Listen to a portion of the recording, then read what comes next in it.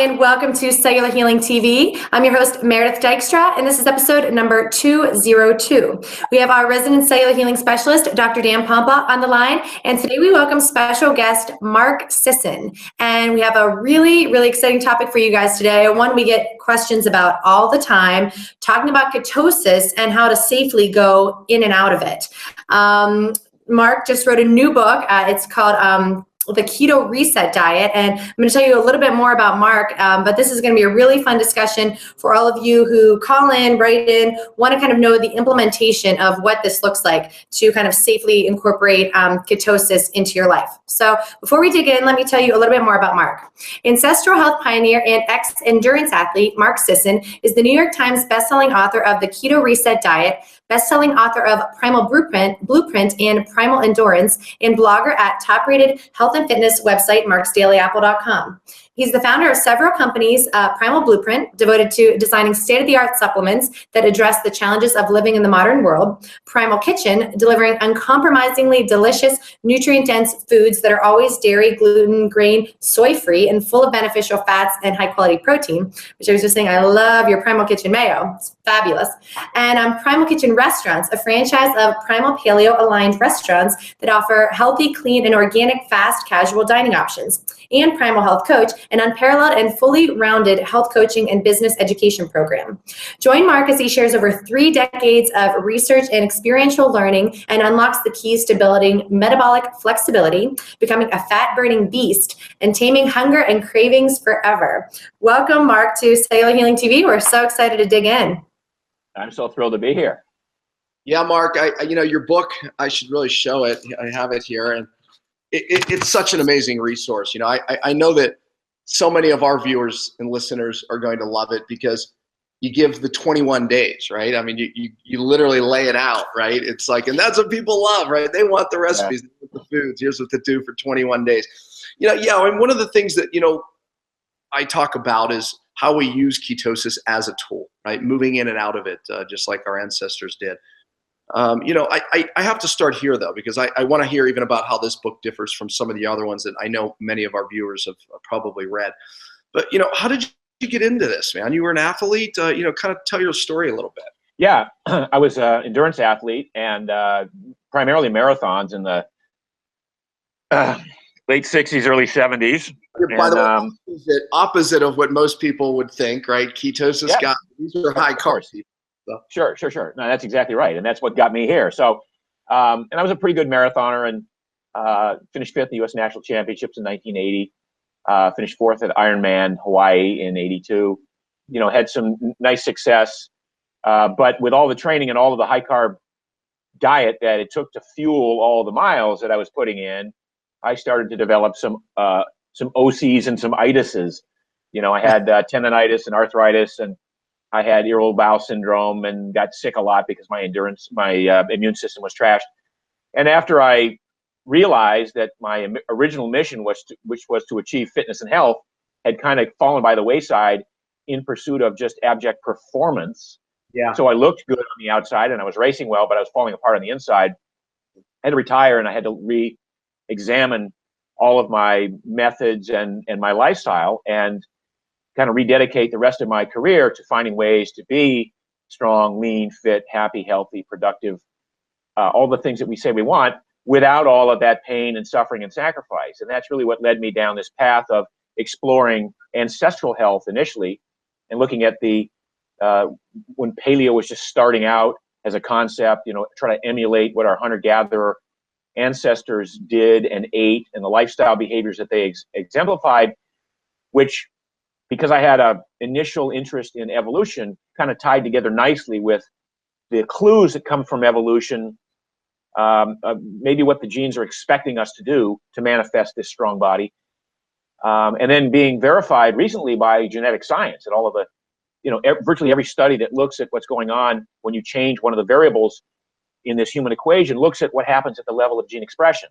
So I kind of got into it at the right point where I realized that there's a lot of stuff that we can change about our lifestyles. There's a lot of power that we have over how our bodies regenerate and renew and rebuild and recreate us on a daily basis. So heading down that path and using the hunter-gatherer paradigm as kind of an outline for how we ought to try and reconfigure our modern lives.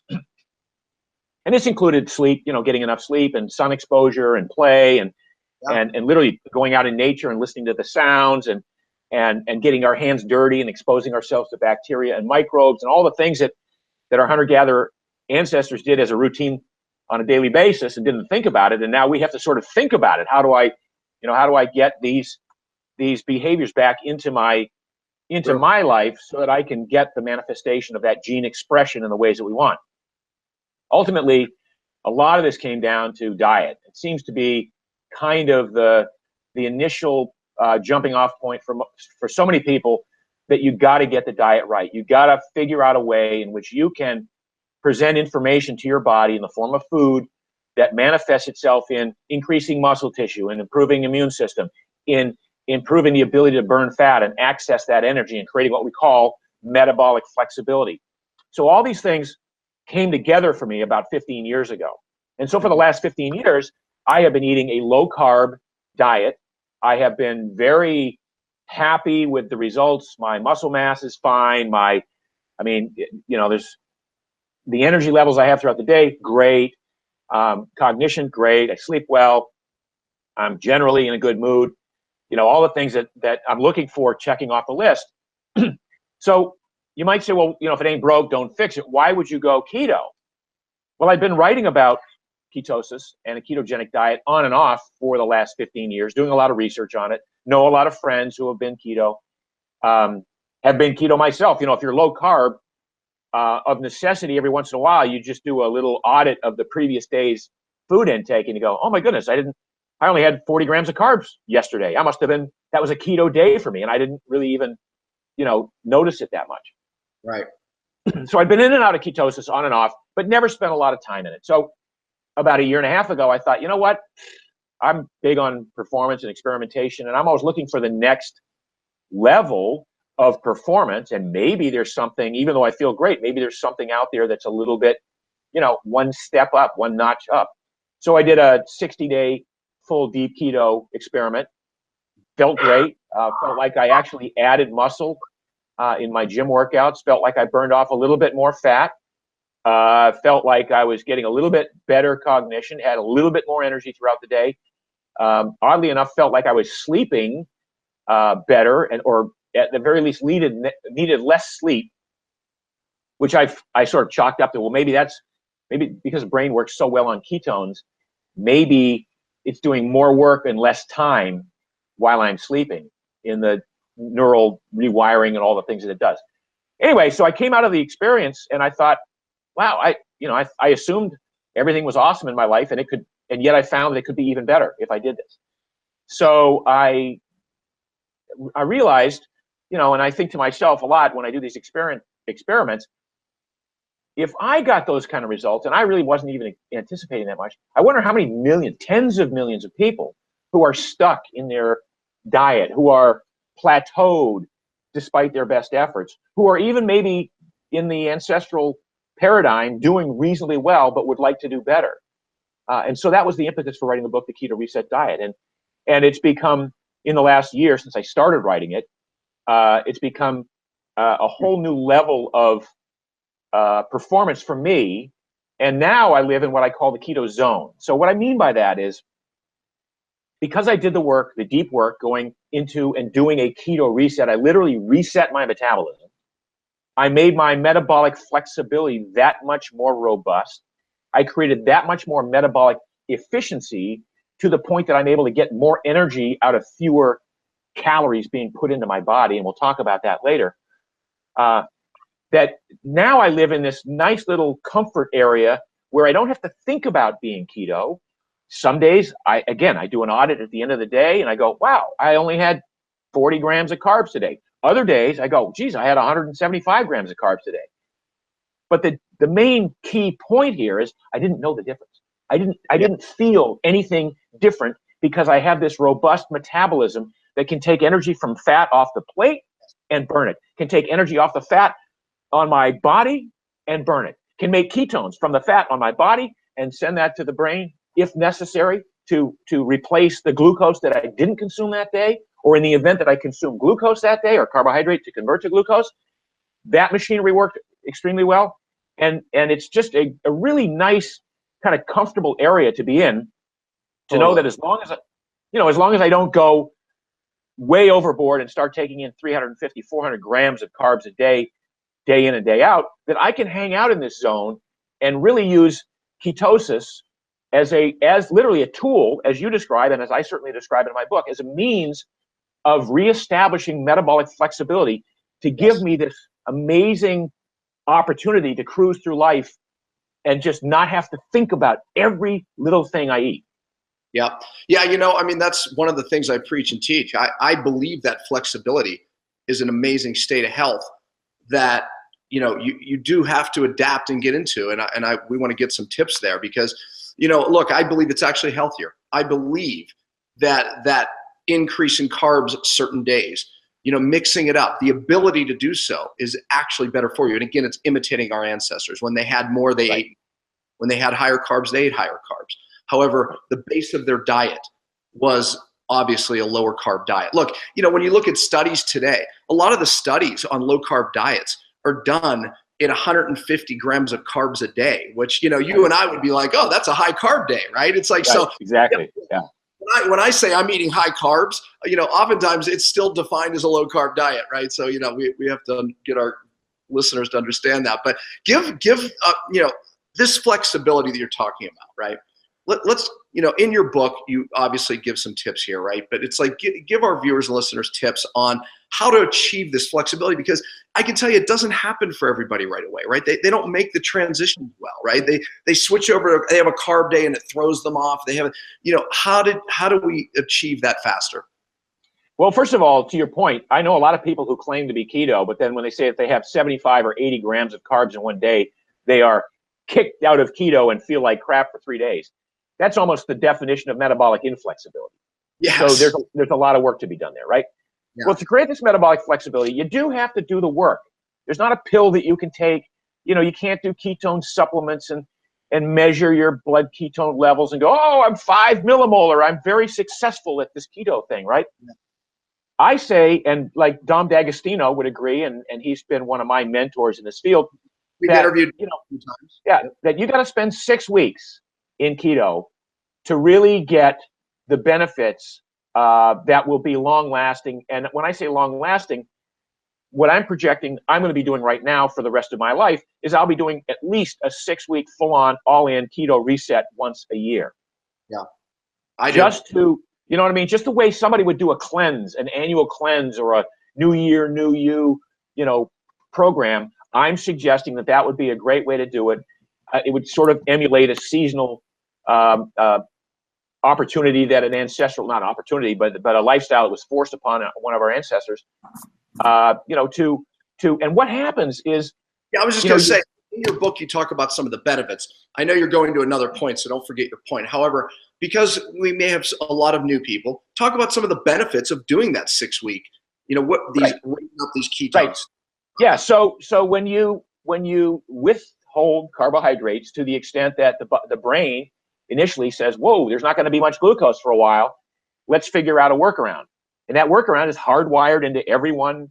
Everyone's born with this amazing ability to create ketones and to burn them efficiently and to burn fats efficiently. We just never develop it, right? Because we're surrounded by carbs from day one, we literally let that fat burning mechanism atrophy the same way we let a muscle atrophy if we don't work out in the gym. So everyone has this ability. So what happens when you withhold carbohydrates for long periods of time, you're just sending signals to the genes in the body, and the genes go, okay, well, that's easy. We can fix this. We just need to spend a little bit of time upregulating enzyme systems that take fat out of storage, that burn fat. We need to build metabolic machinery, which includes increasing the number of mitochondria throughout the body, largely in the muscle cells. So the mitochondria, which is where the fat burns most efficiently, actually it's the only place the fat burns. So if you double the number of mitochondria in your cell, you're doubling the fat burning capacity. Then it's a huge benefit. And by the way, those mitochondria then don't just go away when you take 2 days and you're out of keto, right? They stay there. So as long as you don't spend 3 weeks or 4 weeks sending the opposite sorts of signals, like injecting yourself with 300 or 400 grams of carbs every day, then again the body goes, well, what's the message here? If the message is there's not going to be any glucose, we're going to build mitochondria, we're going to build a metabolic machinery to burn fats, to make ketones, to burn ketones.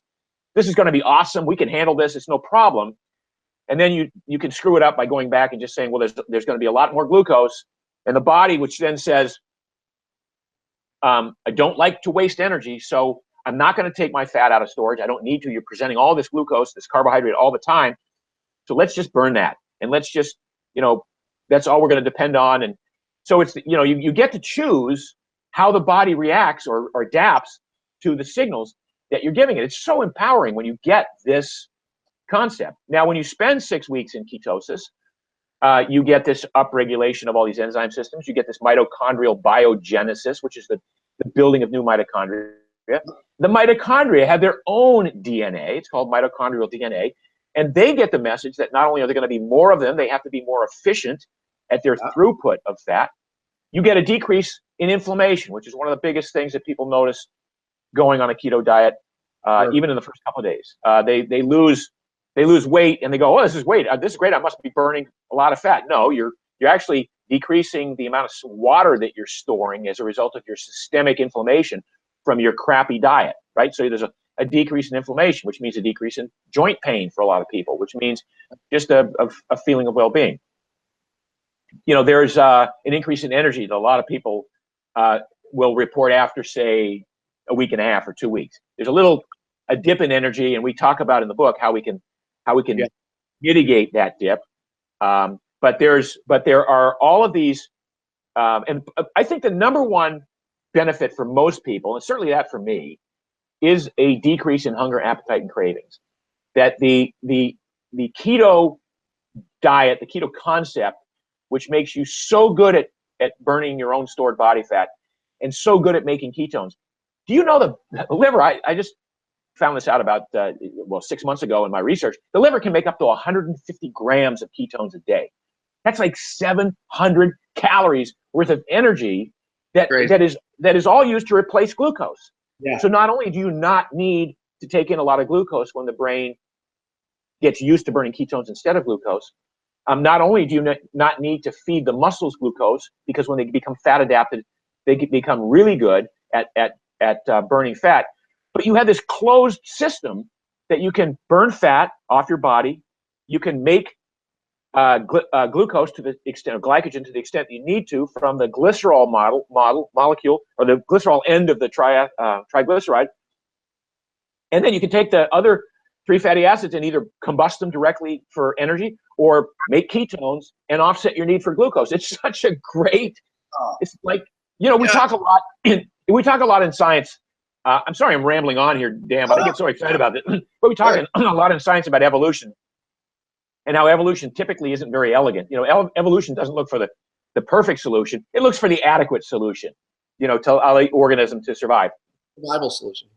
And yet, I would suggest that this whole fat-burning, ketone-generating system that we have is really elegant on the human body. It's like we're wired to overeat because our ancestors sort of, that's how, they had this beautiful way of, okay, there's food around, I'm going to overeat, I'm going to store the excess as energy on these fuel tanks that I carry around with me.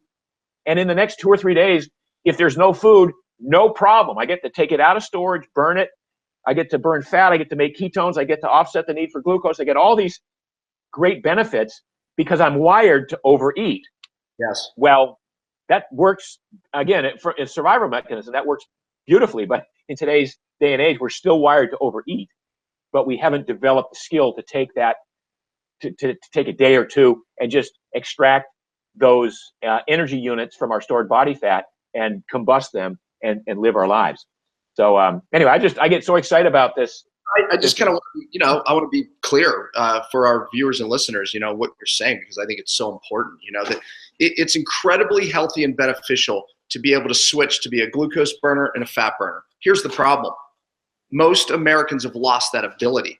And I want to be clear on how damaging that is, meaning that they're only able to burn sugar. So when they're not eating, they're either burning muscle into sugar, breaking muscle down, gluconeogenesis, or they are run down, wiped out, craving carbohydrates, right? It's like, so, I mean, and their brain is going into an oxidative mode, because of all of and their cells are inflamed because all they're burning is glucose constantly, which definitely burns with more oxidation, a little more dirt, if you will, a little more, exhaust on the fuel. Ketones and fat burn cleaner. The healthy ability to go back and forth is the magic. Zach Bitters, we interviewed him, and he's, he's a 100-miler, holds one of the 100-mile records, right? He talked about this. He said, people think that when I'm doing the marathon that I'm only eating fat. He says, it's actually not true. I biohack the system. He's like, I'm so fat adapted, but marathon day, I'm eating, the sugar. Just enough sugar, yeah. They have all these mitochondria that are like, just burn it right up, right? Yeah. It's like, so I get this extra boost of energy with my more mitochondria, and then when he's not eating, he's fat adapted. So his body moves back over into fat burning, and he's able not to eat as much. Everyone else has to constantly eat. So he's getting a win-win. He said that's really the magic, is that ability to go back and forth. And that's the metabolic flexibility that I think is going to, I want that to be the operative word for the next couple of years in medicine. Because it really, if you were to boil everything wrong with our health system today and our medical, healthcare system, it all comes down to metabolic inflexibility. It all comes down to diseases of civilization. It all comes down to the fact that we eat too much carbohydrate, which converts to sugar. It's so simple. It sounds like I've reduced it down to something way too simple. But I would suggest that is the answer. I agree. This flexibility thing, and I see it's unhealthy because I deal with a lot of very sick people. They have no flexibility. It takes us, changing those enzymes epigenetically to change those mitochondria. It takes time to do that, and you have a lot of tips in your book for that. That's why I think your book is so good, and this is the key. This no doubt is the key to living healthy longer, is gaining that metabolic flexibility, and you go to the low carb things, right? And there is inflexible. They're staying in ketosis, right? They're not even utilizing that benefit that they have and may have. And I believe, there's massive benefit in that. Listen, here's another thing you tipped on earlier. This puts people in a place when you're burning fat and able to burn fat, you produce an enzyme called cholecystokinin, which decreases appetite naturally. You said it. One of the big benefits is just not having the cravings or eating less, right? When we look at studies, people who live long healthy, they eat less. But in the United States, we think eating less is I'm going to eat half my meal. It doesn't work that way. You and I and Meredith, we eat to full. Believe me, I even eat a little beyond full. But the point is, at the end of the day, I eat less. I mean, no doubt I need far less calories to function at a much higher level. That's really the key to living longer. You end up eating less because you don't, you're not trying to push food away. Exactly. And this has been known for a while, and there have been a lot of studies done on, lesser animals, which demonstrate that reducing the amount of caloric intake does lead to longevity. Now, the issue with humans has always been that the assumption that if I've got to cut calories way down, if there's the calorie restriction society, concept, and it's like, that is so antithetical to what I'm talking about, what you're talking about, because I want to make a point that I make sure I never go hungry. Now, hungry to me is like, oh my God, I'm hangry. I'm going to, now I get to the point where I feel like eating, but I don't even call that hungry. I just go, oh, it's time to eat. Geez, I forgot to eat, and I'm going to eat enough to take the edge off the hunger, and that's it. I eat till full, but full for me, like you, is a lot less than I used to think it was necessary to maintain muscle mass. I think in the next couple of years, we're going to see a number of studies that show that it probably takes, what you do a Benedict Harris equation for, your basal metabolic rate, right? And it comes out to be 2,100 calories for the day. And I suspect there'll be a time when people are really metabolically flexible, when you think, well, that's just way too much food. Like I could literally thrive on 1,300 calories a day for a long period of time if they were the right calories. If I got 56 to 75 grams of protein, and I've kept my carbs reasonably low, and then used fat to kind of tighter the amount of satiety. that I'm looking for. But I make a point that I make every bite of food that I eat, I enjoy the hell out of it. So this is not a restriction program for me. This is one of enjoying food. Absolutely. And, but if you look at the country as a whole, we are a country of excess. We are a country that has been blessed with a lot of, opportunities. And one of the things that's kind of grown out of that is this notion that people have, like, what can I get away with? What's the most amount of food I can eat and not gain weight? What's the biggest piece of cheesecake I can have and not feel bad about it? What can I get away with? And that leads to this gluttony that we all have. Like we see, and I was guilty of that. When I was a runner, I could get away with eating, 5, 6, 7,000 calories a day. Now that was, in retrospect, that was horrendous for my body because there was all sorts of thermal adjustment taking place in my body, trying to burn off this excess calorie if I couldn't store it.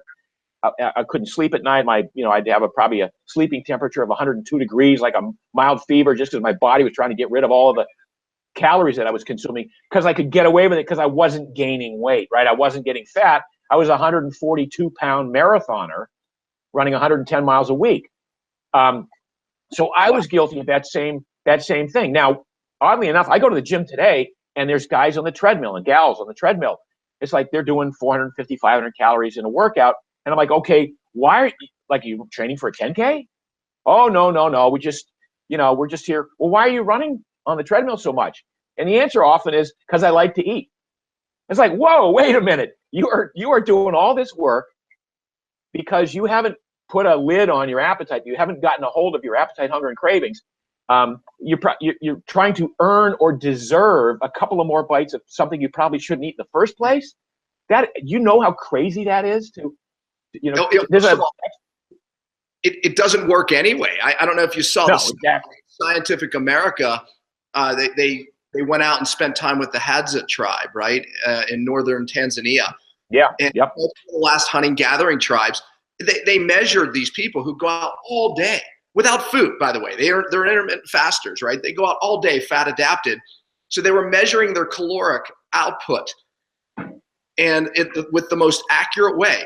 And on average, for a male, it was around 2,600. No matter what, it's by the way, that's the same as a couch potato. That's the same as a person who's saying their caloric output at the end of the day sitting on your couch is still around 2,600. No, exactly. Exactly.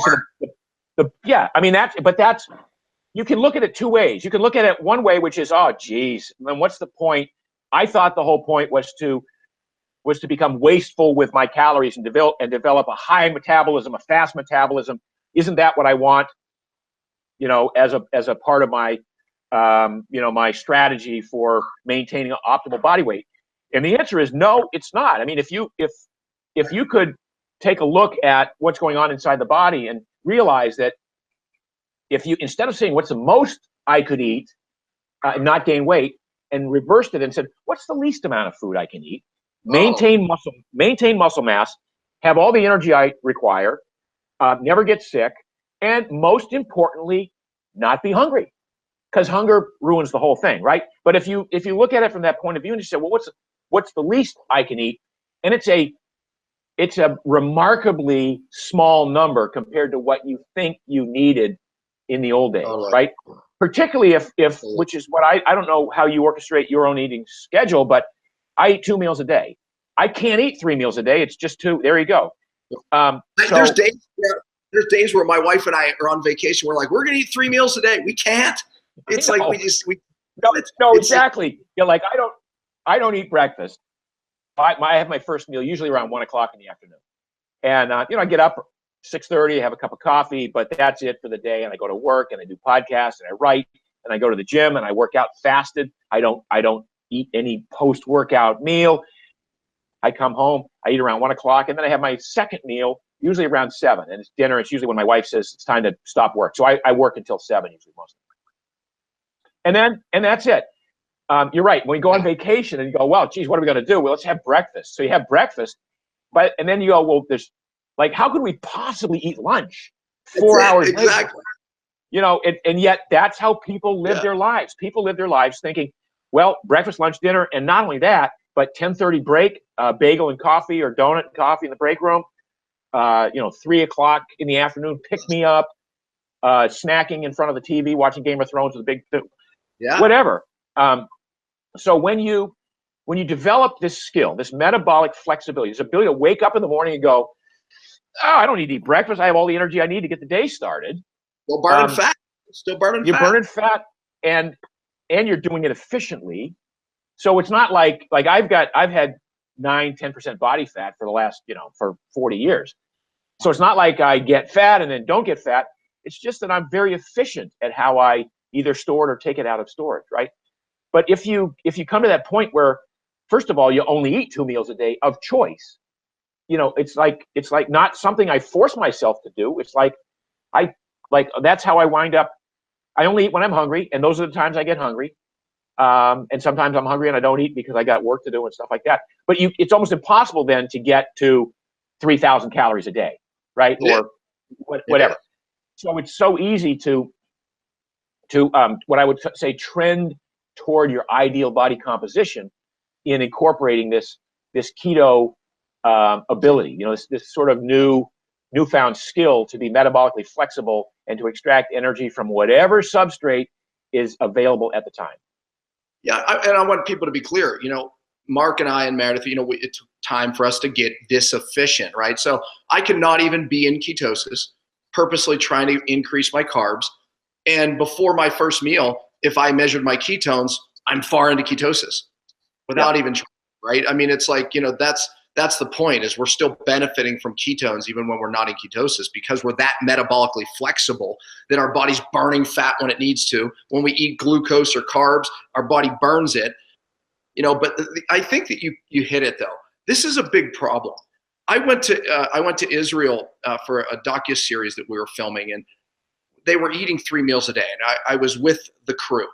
I was stunned, Mark. It was remarkable because I hadn't been around that in a while. I felt like all we did was eat.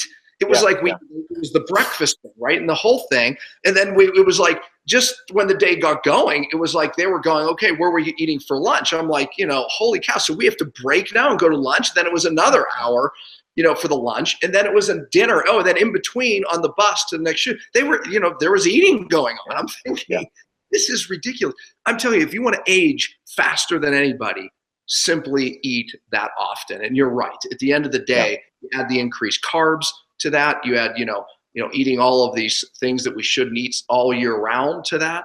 Right. It's right. No wonder we're in the shape we're in, Mark. No wonder. Your book really gives some pointers to how to get to this flexibility, and I love that. Yeah. Well, it's interesting also that the people who are on the bus with you, because they're sugar burners, because they haven't built the metabolic machinery to burn fat, because they're not keto adapted or fat adapted, they needed to eat on those cycles.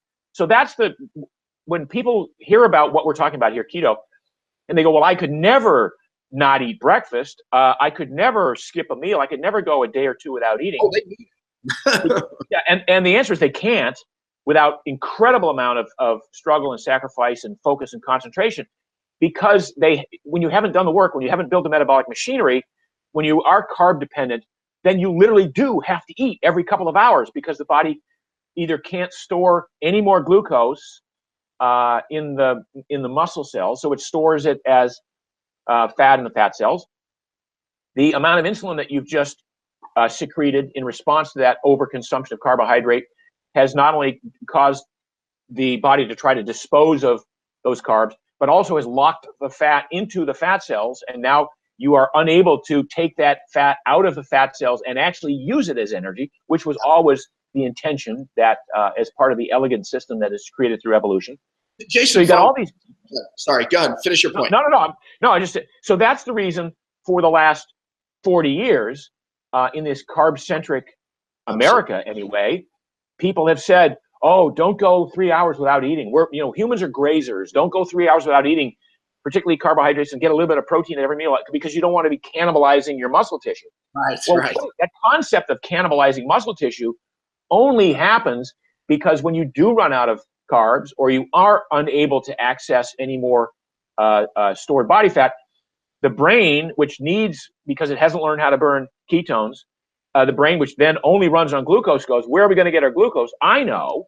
Exactly. We'll send a signal to the adrenals to secrete cortisol. Cortisol will then literally pervade our bodies and look for muscle tissue to break down, send the amino acids to the liver to become glucose so the brain can stay happy. And that's this terrible catabolic treadmill, catabolic, anabolic, in and out on a daily basis, because you haven't developed the skill that you were literally born with, which is to become good at burning fat and good at making ketones and burning ketones. All that shifts when you become keto adapted. When you do a keto reset, all that whole thing, you just throw it out the window. You're not hungry. You don't need to eat. You don't feel the need to eat. You feel sometimes like 3 meals a day is like wasting your time. Like, what are we doing sitting here? We got fun to have and, work to do or whatever. Well, I have a saying, don't eat less, eat less often. Yeah. At the end of the day, you'll eat less. Yeah, exactly.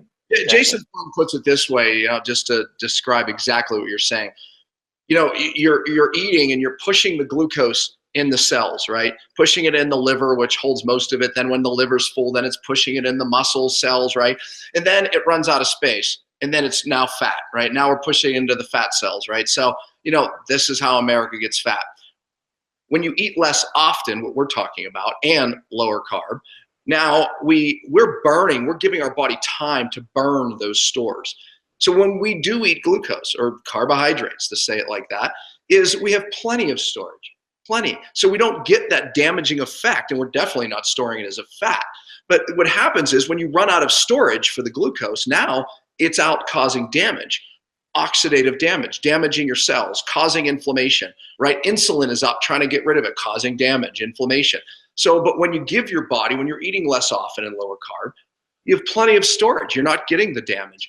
So, it's just another benefit.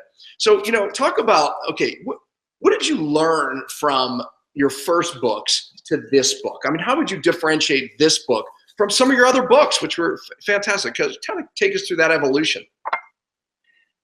Well, the first book, The Primal Blueprint, was a broad look at the lifestyle behaviors of our ancestors and in search of ways in which we could, again, try to recreate some of those experiences so that our genes would be happy, literally, and turn on genes that build muscle and support the immune system and learn how to burn fat and all those things that we kind of all list as things that we would like to achieve.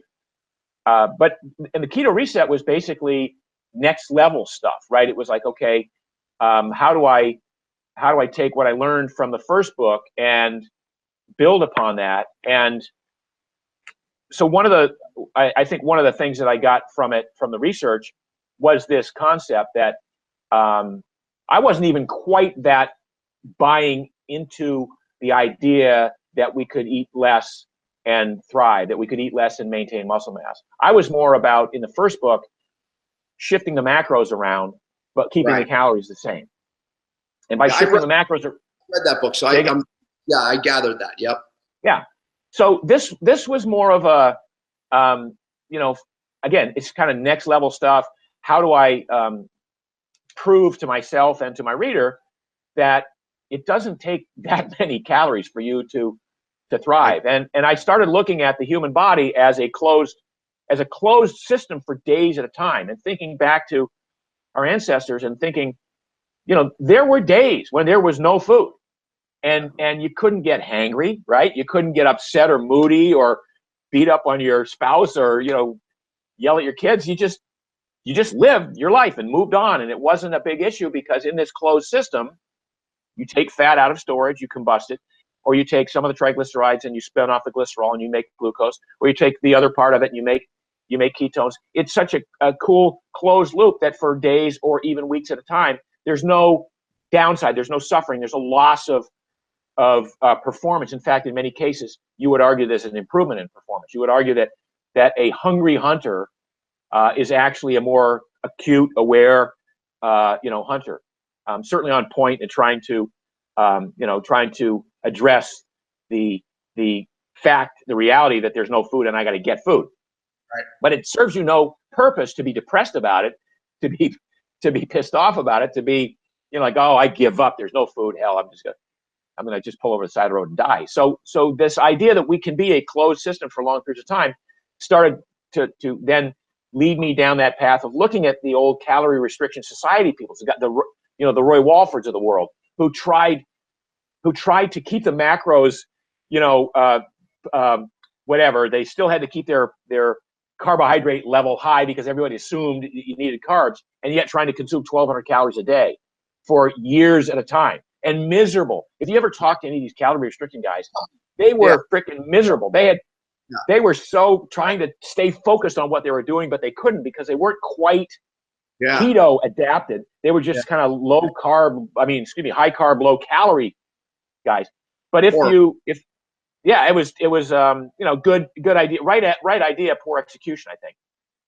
But so how can you achieve the benefits of this low carb strategy? And one of those benefits that everybody's seeking is this cell repair concept, which is an anti-aging concept, which means that in the absence of lots of nutrition, a cell will look, I'm going to give it a little bit of I'm going to anthropomorphize a cell for a second here and say the cell is thinking, well, if there's lots of nutrition, then why don't I divide? Because there'd be lots of nutrition for two of me. So cells tend to want to divide. Cells tend to want to pass the genetic material along to the next generation. That is, after all, the ultimate expression of evolution. So a cell that's faced with lots of nutrition surrounding it says, hey, let's just divide, party on, everybody, and let's have a great time.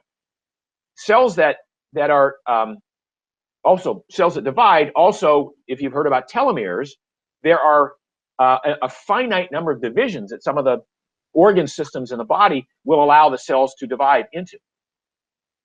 Now, a cell that's facing a dearth of nutrients would look outside and go, geez, there's not even enough nutrients for me, let alone two of me, so there's no reason to divide. I know what I'll do. I'll start to do some housekeeping, some house cleaning. I'll start to consume some of the damaged proteins and some of the damaged fats within my cell. I will start to repair some of the DNA that may have been damaged by reactive oxygen species or free radicals that were a result of combustion of glucose when all hell was breaking loose and there was too much nutrition around.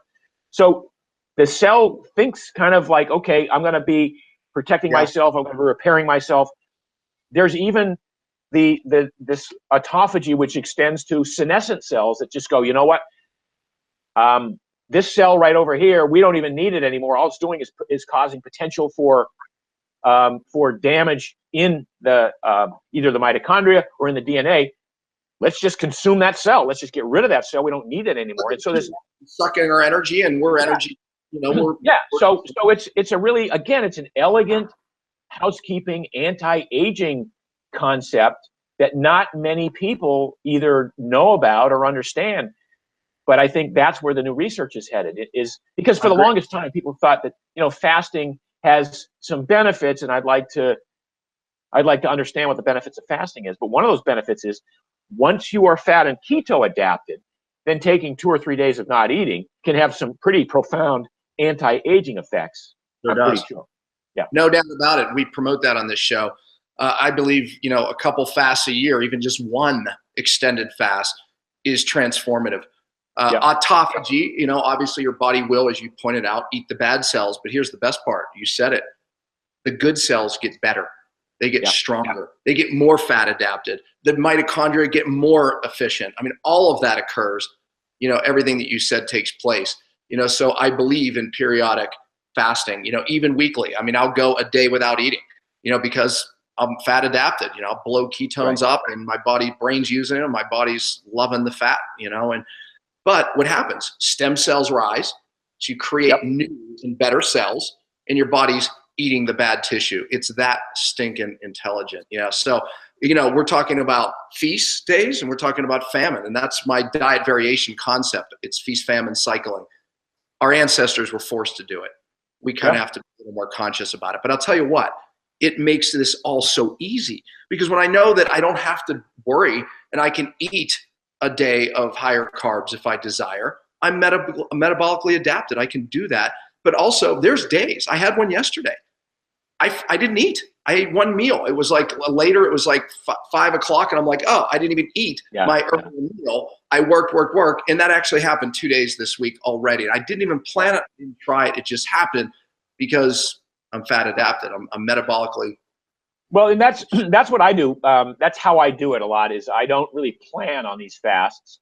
They just happen organically because I'm busy doing something else, and because I've gotten such a hold of my hunger, appetite, and cravings, those don't come into play. And it's like you said, like, oh my gosh, oops, I forgot to eat. Oh well, and I'm better off for having forgotten to eat, right? Yeah, no doubt. Meredith, I want to make sure because Meredith has, I'm sure, a lot of great questions because she lives this life, that's for sure. Oh, yeah. Well, and I agree with so much of what you said, and especially with the fasting, it's such a faster way I found to get into ketosis versus eating a lot of fat. But just that restriction with the intermittent fasting and some longer fasts are just really, really powerful. But I'm curious too, because although it kind of just seems simple, just the metabolic flexibility, and for us having lived it and done it for a while, it really is.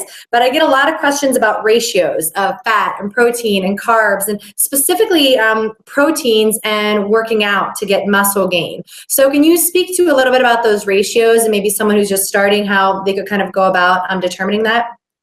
Sure. Well, first of all, I don't like ratios because ratios kind of pigeonhole this whole thing into, and they would vary from one person to another based on their metabolic history and how efficient they currently are and what their goals are and things like that.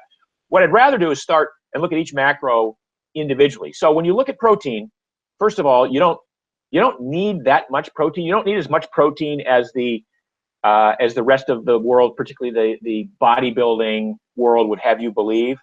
In some cases, it might be 35, 45 grams a day for some women.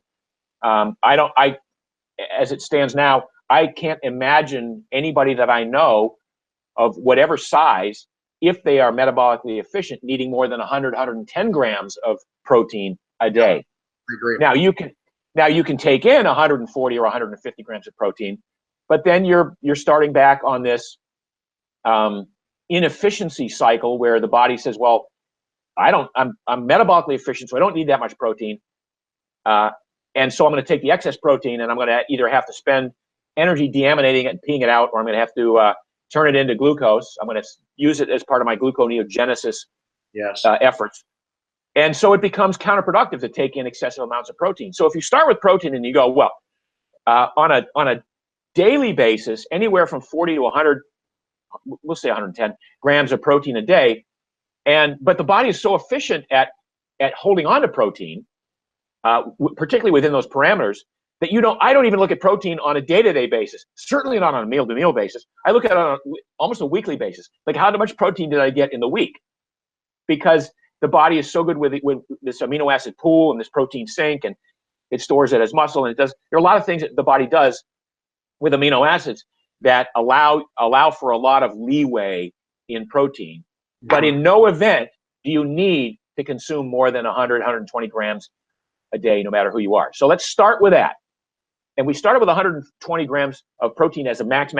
That's only 480 calories if we're going to assign value to this. But when we talk about protein, we can't it's weird to assign a caloric value to protein, because protein is largely a structural repair mechanism. It's made, you build muscle with it, you build bone with it, you build enzymes with it, and you don't want to combust protein. Right. So the idea that protein would even be assigned a caloric value is kind of antithetical to this whole process. It's like, I don't want to count particularly the first 40 grams. Like, the first 40 grams you take in every day ought to have a 0 caloric value assigned to them in my world, right? Yeah. Then you go to the next level and you say, okay, how much carbohydrate do I want to take in? Well, if I'm going to try and stay keto, I'll probably keep it, 30, 40, 50 grams. If I'm an athlete, maybe 60, 70 grams in a day. Well, at 70 grams, that's only 280, calories worth. So we're like at 800 calories, and then the rest is kind of topping it off with healthy fats. And that comes back to how, aggressive or how gluttonous you want to be. But my point is, you don't need, if you look at the basic requirements, you only need a little bit of protein, compared to what most people think. You only need, if you're going to be keto, you only need a few carbs. But by the way, if like Dan, you and I, if we on a big carb day for us might be 175 grams, right? Oh yeah. Right, and that's, that's 700 calories on a big day, on a big carb day.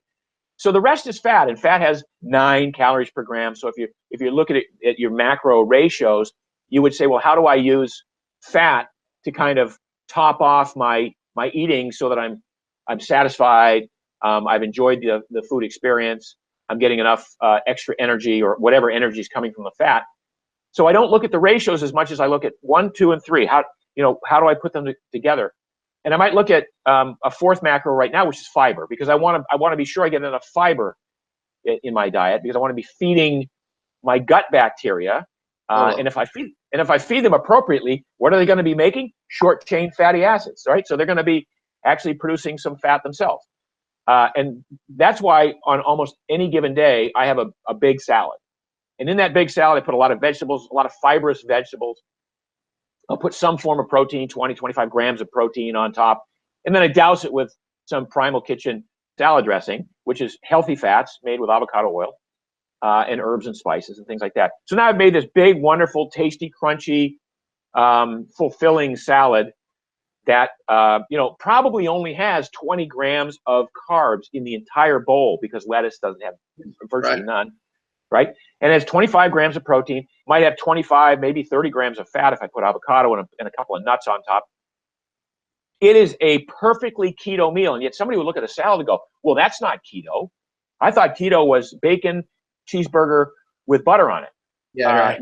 And yet so I've crafted this perfectly keto meal out of carbs, out of what people assume to be mostly carbs, right? Yep. So anyway, so that's my take on this thing, is you have to kind of look at each meal and each snack and go, does that kind of fit the parameters here? But I wouldn't look at ratios or percentages, because they can be all over the place. I mean, I know people have, what's his name at Hyperlipid, Peter at Hyperlipid. I don't know if you ever followed his stuff. There was a time when he was 90% of his calories came from fat. Most of that came from heavy cream. Well, geez, that's like, a little bit overboard, and it kind of misses the point here.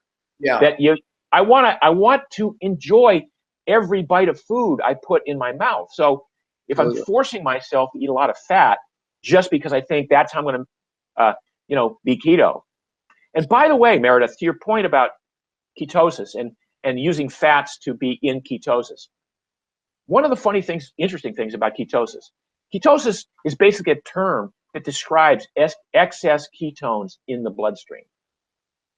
So people who enter this area that I call keto would say, well, I want to be in ketosis. And in ketosis for them is often defined as producing so many ketones, they can't use them, right? That you look at your blood ketone level and it's 4, 5, 6 millimolar. And you go, whoa, I win the keto game. I've got the highest ketones. That's not metabolic efficiency. That's not metabolic flexibility. That's just producing a lot of ketones. In many regards, that's your body not quite being metabolically flexible yet and going, well, we better start producing a lot of ketones just in case we need them. But it's true, Mark, the more efficient I got, the lower when I was in ketosis my numbers got, because your body oxidizes and burns them. Now my breath ketones, actually go up, but yeah, your breath acetone goes up. The acetone goes up. Yeah, correct. Yeah. So this idea that when you're making a lot of ketones, you must be successful, and so if you fit the definition of ketosis, excess ketones in the bloodstream. But the irony is the people that I know have been keto the longest, who've been 10, 15 years keto, they might get 20, 30 grams of carbs a day, and they might blow a 0.4 millimolar on a keto thing. Because here's what's going on. They've been keto for so long.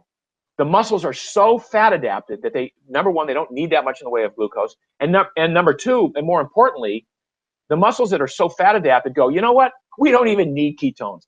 Send the ketones off to the brain. We don't need them. We're so good at burning fat and a little bit of glycogen.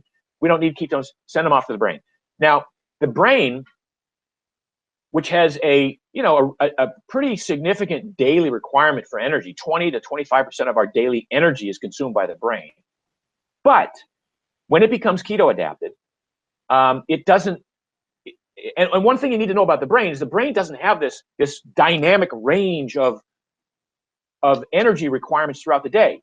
Dan, if you go to the gym and you do a heavy leg day with squats and presses and deadlifts and all this other stuff, your energy requirements for that workout might go from 1 met to 20 mets, right? You might be burning 700 calories in that one workout, most of it going to your legs. But the brain is experiencing that same wild fluctuation. The brain's like, I got a steady state kind of usage throughout the day, might fluctuate maybe 2x, but it's never much more than that. And so when you get keto adapted and fat adapted, and you're only producing ketones largely to offset the need for glucose in the brain, then the liver's going, I don't need to pump out, excessive amounts of ketones. That's wasteful from an evolutionary standpoint, right? I don't want to waste energy. I don't want to waste ketones. I don't want to pee purple on a strip and then, and be raising that high saying I'm successful at ketosis. So it's almost like ketosis isn't what you want. You want to be good at burning fat. You want to be metabolically flexible. You want to be, and you want to be metabolically efficient. And so a metabolically efficient person only makes enough ketones to generate the energy in the brain as required. And because the brain doesn't have this dynamic range of energy requirements, then there's this sort of steady state production, low level production of ketones by the liver all day long to just feed the brain. Again, it's this crazy, elegant system that we've built. And if we can access it, and if we can do the work and build the metabolic machinery, we are all so much better off for having done that. Mark, that's why I think by taking exogenous ketones, look, if you need you take exogenous ketones to have this, extraordinary situation, fine. But I believe that it messes with that elegant system that you're talking about. The body gets messages that shouldn't be getting. We have elevated ketones and glucose at the same time, and all kinds of bad things potentially can happen. So now going back to your Zach Bitter example and other athletes, the use of exogenous ketones in a performance situation, I think the next real breakthrough in world records are going to come from a fat adapted, keto adapted athlete who's using super starch, which is a slow burning carbohydrate, and maybe some MCT oil and maybe some ketone supplements in a race, and just that's an situation where I've taken them before workouts and go, oh my God, that was short. But people take these things and go, oh, I'm in ketosis. It's simply not true. And you can't hack your way into ketosis with ketone supplements. It messes with that elegant system. We're out of time. I wish we could keep going. My gosh, that was fast. And, but that was extraordinary, Mark. We're so in line, and I appreciate you coming on. Thank you. My pleasure. Thanks for having me, Dan. Yes. Yeah. Thanks, Meredith. Thanks. Oh my gosh. Thanks so much, Mark. Thanks for what you're doing. This information is so important to get out. And I love the big picture perspective on it as well. I think it makes so much sense. And I think it's going to resonate with a lot of people. So thank you so much for what you're doing and the amazing food that you manufacture as well. It's awesome stuff. Thanks, Dr. Pompa. As always, thanks everybody for tuning in. Have a fantastic weekend, and we'll see you next time. Bye-bye.